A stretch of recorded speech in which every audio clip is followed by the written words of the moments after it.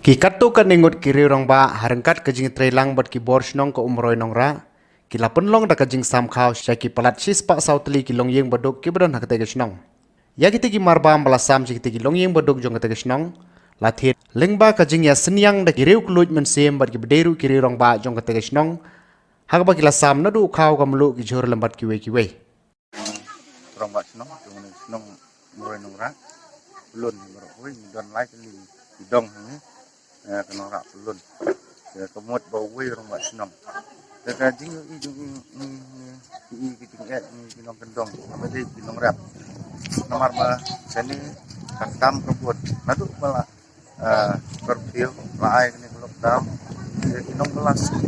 kakam kebun sini kinong belah kibun renung akam don so. Belas ni tan sepuluh ba abam tanah ketu belas ni tapi jadi nak kata ni nak yang kedor bas nong bat katu kat ni kira orang ba jong pinong senong jong di badan mesim dan ni kamde ke bawah nak sim nang nong di sokan nak bor sokan lagi riu simet di nong mikmat dari kadai kiting halat ti kini nam ta kinong senong mamba banlik belarok ni belasu dan nang ai belar de nak kata isne nak kaliang demi kumbi nong senong nya perkat kat tu kat ningut nya ai ni hau mengisam nemta lanok senyang nak kiru sumet nong senong nak kaliang jong orang senong seperti senong di kat senong kat tu kat ni berkiru orang bak di badan mesim menyerap nak kirong ni baduk yang ni misam ngidon saus pak kapuyeng ada yang sam datang sispa sauyeng kita ingin belajar tentang bakam duk adalah bakam duk kok senang betul ni kedai kata dia nak bor fakar laong le ika kam nadu di kausion nadu di bible ni kita tertang kita pilih bor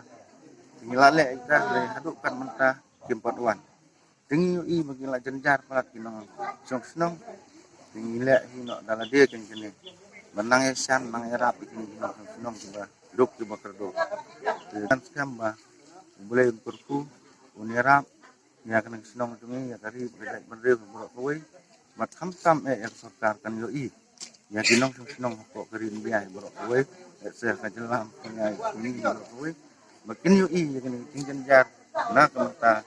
ini coronavirus kita siko kilo si